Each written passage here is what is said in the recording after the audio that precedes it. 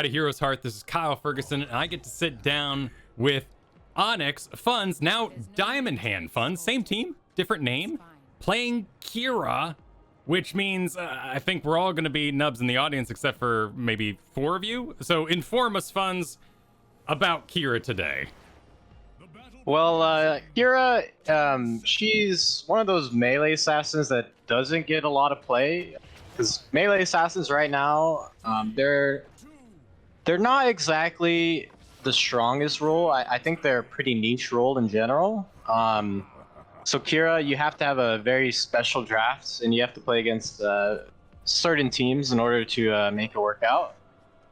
In this game, the reason why we really like the Qhira is we're running it with like triple melees that are able to just run at them, right? Like we have the Lucia move speed, we have Arthas and Dahaka that are just 2 very tanky bruiser type heroes, and like our game plan here is to literally just run at them. And of course, frustrate the Medivh. Yeah, I mean that's just B-step and Wild Heart. Of course, yeah, get the B-steps in. Exactly. I mean, certainly bruisers recently have been eating not only the melee assassin's lunch, but the tank's lunch. Do you feel like that's changed up a little bit with the recent patch, and melee assassins might make a comeback? I think there's a chance. I think bruisers didn't get touched enough. I think we're gonna see like a resurgence of Vala almost every game, possibly, and it's gonna be like what heroes are gonna draft to counter Vala. Which Qhira might fall into that. I'm not sure yet. I need to test it out a little bit more.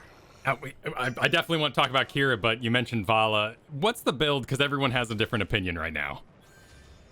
I personally haven't been able to test yet, but I know my team thinks the AA Vala is pretty good. Very cool. I don't know. I saw the Q build, and I'm already a fan of that personally. I just like the whole triple reset at 20. Just Q. But, I mean, we'll see how it all plays out.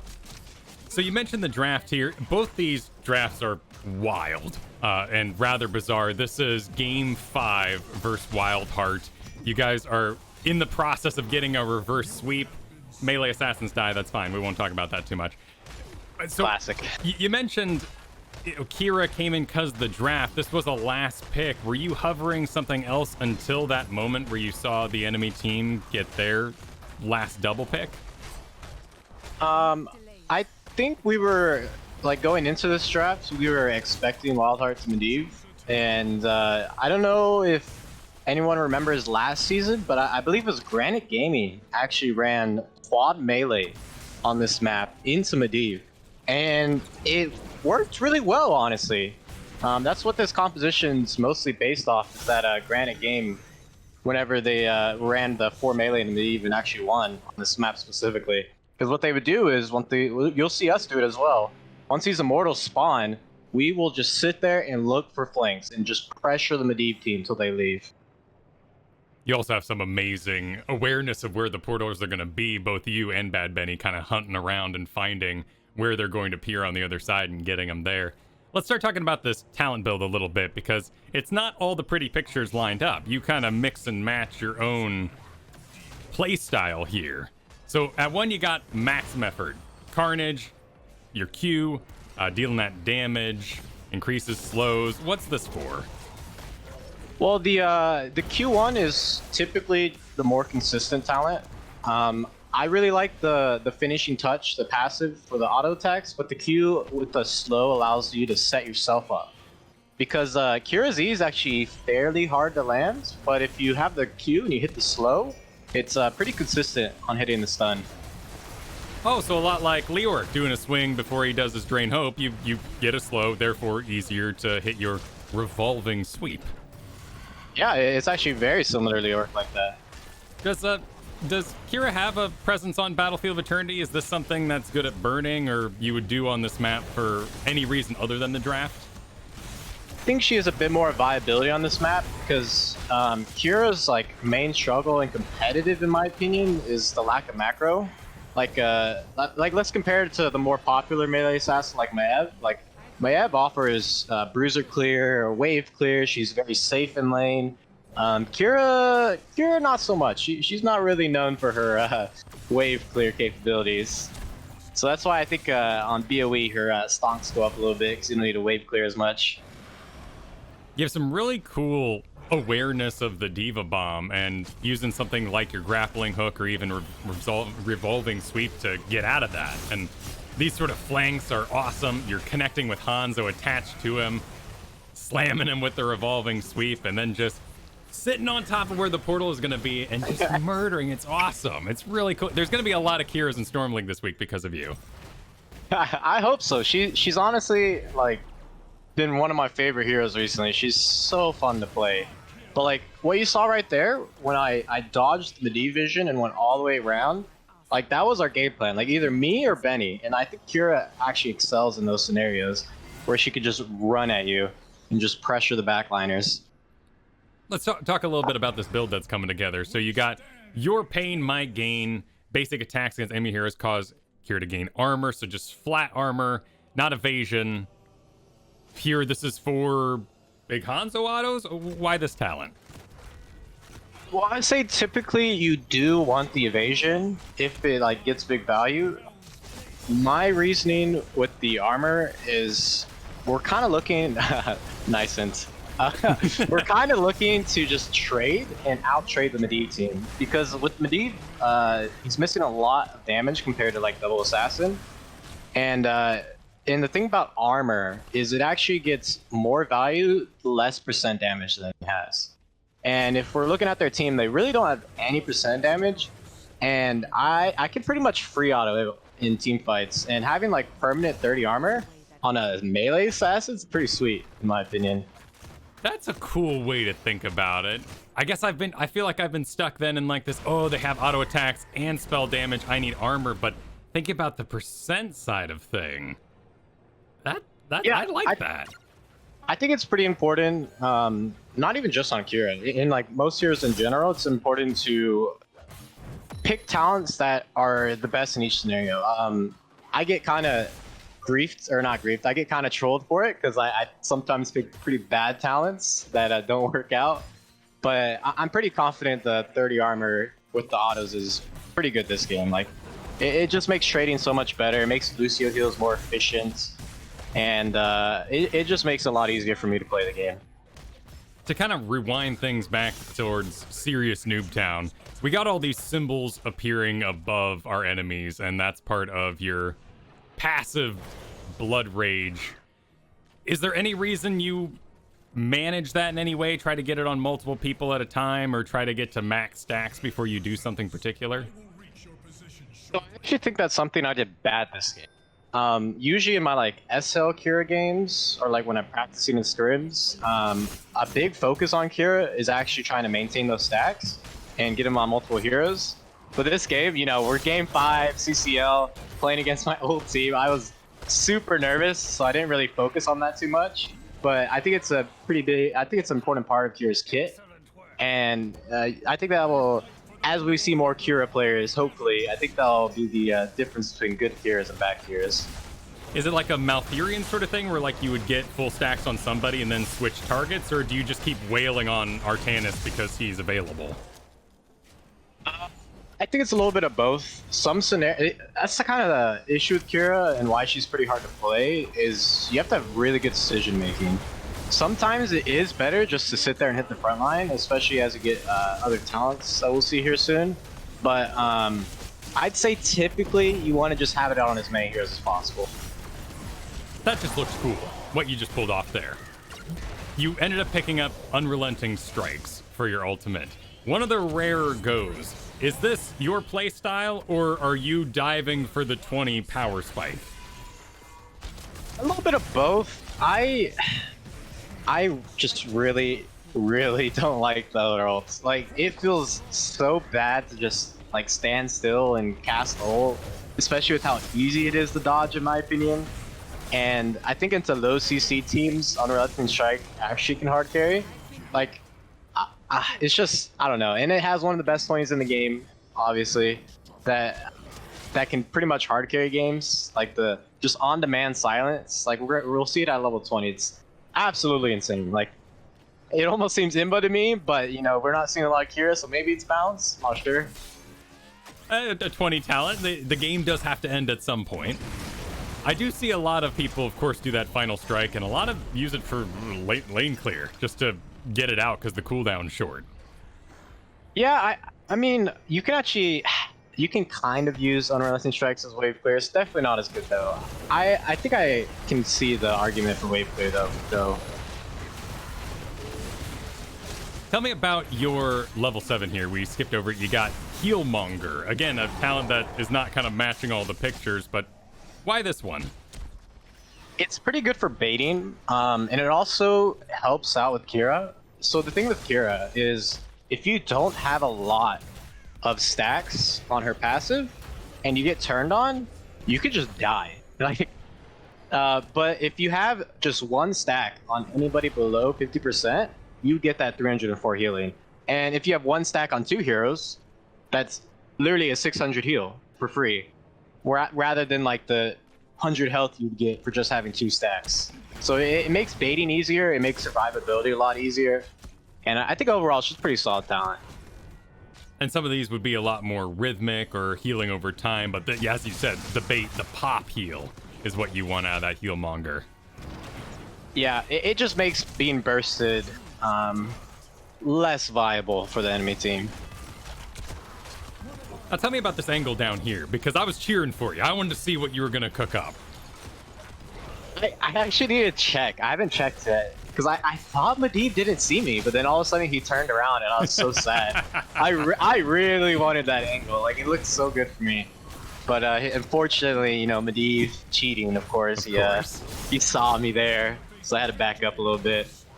But like, I think important point to point out there is like, just Qhira being off the map is threatening for them, and like it allowed the Arthas, Lucio, and Greymane to kind of just hit the mortal because they were looking for the Qhira. Because like Qhira, her PvE is not bad, but I don't think it's her strength. If that makes sense. That makes perfect sense, and that's why you would be so good off the map, because there's that threat all the time.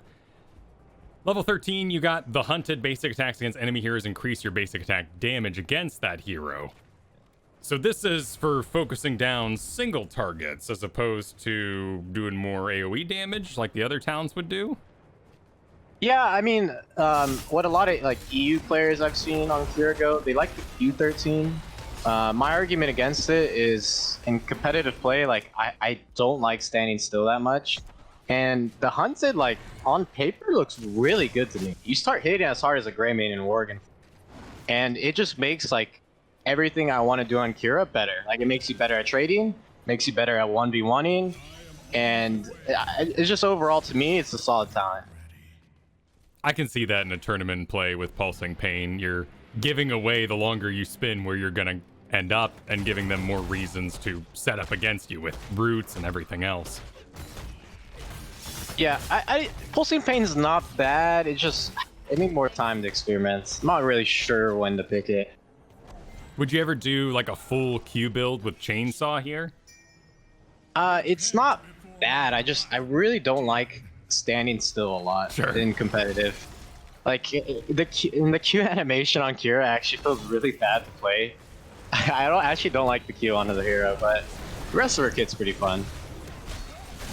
That's an interesting thought. Is that something that could possibly use a buff? I mean, you got this mobile assassin swinging around, jumping around with grappling hooks, and then they take a big old break for their primary spell.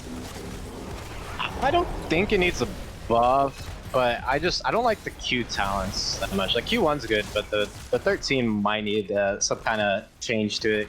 Because like all it is cooldown reduction basically. It would be nice like if it did something else as well. Like maybe cooldown reduction on trait or something on your D. Not sure. I like that distinction a lot. We've made a very clear point to everybody how using maximum effort for the setup doesn't mean you have to make your way down a full build. Now here you got that booming kick, increase the stun duration, enemy heroes around the primary target. I mean, this has been the go-to, it feels like, since release. Is there ever a reason why you would pick the other two? Actually, in my Qhira practice, like in scrims and stuff, I really like the spell armor, the swings life away. That's usually my preferred talent, But this game, I think with Medivh portals and like everybody grouping up, the AoE was just better though. But if Qhira never dies in a team fight, she kind of just wins it. And having 50 spell armor into some teams is very good. But I think this game, the AoE was just the better talent here with how grouped they were going to be. And it allows you to like sometimes interrupt Dream, depending on the scenario. And it's just better talent here for sure. But don't count out Soon's Life Away. I like that talent. Makes a lot of sense too with you mentioning how it's all about clumping on them, having your 4 melee just run at them, run them down. How did you not die there? Was that just Lucio healing, or were you popping good buttons? A little bit of both. I actually missed my E, I believe, but with the Unrelenting... So that's another thing with Unrelenting Strikes. It allows you to get your stacks on enemy heroes, and it allows you to almost peel for yourself, if that makes sense. Like against melee heroes, like you can't really do it against range. But like if Artanis is running at me and I'm like, I don't like this, all I have to do is just press R and he has to run away. Oh, Unrelenting Strikes puts your passive marks on them? Yeah, it also builds passives every strike. It's not as fast as like say your Q, but Yeah. like if you're down buttons and you really need that passive up, you can hit it as well. You're locked out of casting other spells though, right? Like you're channeling, so you can't pop Blood Rage mid Spinnerinos. I'm pretty sure you can. Don't quote me on that though. I'm pretty sure you can, like 90%. Okay, we'll get to see your buttons and if they're lit up or not. That's really interesting. That's a cool argument for something to, get away from that final strike that everybody likes. And with this build, with that pop healing you got going on. Yeah, it just kind of fits her playstyle a lot more in my opinion. Like, because Qhira just kind of wants to go in, and being able to have that pressure of stunning and spreading your passive is pretty nice in my opinion. There's so much management you're doing too when you use that heal, that Blood Rage. I really encourage everybody who's interested in Qhira to actually go to the Heroes Hearth Discord and download this replay for yourself. There's stuff like we can't really talk about in real time because there's so much going on, but it's really, really cool to see. So the late game's coming on. There's lots of enemy abilities that have changed. Where's kind of your fear at the moment? Where do you feel like, or who is the hero over there that could really mess you up as Qhira? For me, since Wildheart kind of drafted pretty low CC, the main thing I'm looking for is ley lines and Dream. If I get silenced in a team fight and Lucio can't high-five me, I'm pretty dead. But like you see here, I just kind of run in and just avoid Mao. Yeah. And as long as I don't get silenced, it's all good. I actually think the 16 also interrupted Dream. I think it was a 10-second cooldown there. But Hanzo kind of ended up getting a little lost and walked back into it and just exploded. The damage is pretty darn high as we get here in the high levels for it. Yeah, it's not bad. It's not bad. So you're kind of hunting around right now, looking for a pick. Is your siege damage on Qhira pretty good, or are you better off kind of zoning and helping out with the team fight part while Greymane does the busy work? Pretty bad. So that's why I'm kind of hitting heroes right now. I actually took a few tower shots, which I think is something teams can actually work on for sure. Like having a hero hit a hero at the edge of the keep and tank it for your Greymane, for example, and stuff like that. I didn't really do it perfectly, but it was not bad. I was just kind of trading and zoning for the Greymane. Now here you guys are in full hunt mode. The enemy team is coming up. They've got that Medivh just pestering you, looking at you the whole time. Where are you looking to position as Qhira? Or is it just run with the Arthas at this point? At this point in the game, we're pretty ahead. I got my 20 power spike, and right now, my whole goal is to dodge Medivh right now. Like, I just want to wait for Medivh and wait for a opportunity to just run around and go kill the backliners. Like, see here, I run all the way around. I dodge the vision arrow. That's very, like, vision and competitive is super important to watch out for. Oh, yes, and then we get the flank. Oh, you get the interrupt too, no less. Straight into the... That's amazing. So yeah, I could have done a better job interrupting Dream there, but at the point of the game, it didn't really matter too much. That's why you're the tournament player, and you can. Good for you for critiquing yourself on that. I'm happy to just sit here and say that was awesome. You looked really awesome doing that. I appreciate that. It was a fun game. So if people aren't aware, that talent we've been building up to, the Silent Killer, hitting enemy heroes with unlending strikes, silencing them for 0.5 seconds and reduces its cooldown by 3 seconds. And those hits are the initial hits, right? Like the whole windup is hitting them. Yeah, I think you have to hit 3 heroes in order to get a full ult reset, which is not unrealistic in Storm League. It's pretty hard to do in competitive though, but like just the silence itself is good enough to warrant the level 20 upgrade. Like the Hanzo there just couldn't do anything. He was just kind of silenced and couldn't jump or trade into me or anything. Awesome game. Really excited to, well, go play Qhira myself, even though I'll probably be awful at it. Looking at the numbers, is this where Qhira normally ends up? How do you know you did a good job on Qhira? I mean, I think for this game, the numbers are fine because I was more so playing for flanking and positioning rather than like damage. Typically in like Storm League though, I think Qhira, like in good Qhira games, should be like top damage, but for sure. At least like when I was playing some Qhira and practicing, if it's a good Qhira game, she just kind of 1v9s a little bit. For people who are interested in just getting into the hero, would you recommend trading, value, limit testing, or is there a certain playstyle you should hit something like quick match with in order to learn the hero? Not a lot of competitive players are a fan of this, but for me personally, I use Storm League as a limit tester, and I love recommending it to people because I think limit testing your own mechanical skill in Storm League and just seeing what you can do helps you better understand the game, in my opinion. And like, if I'm learning a new hero, that's exactly what I do. I limit test. I kind of ignore macro. People are gonna hate this, but I just think it's important to know your limits. So when you get in those real games, you can know what you can and cannot do.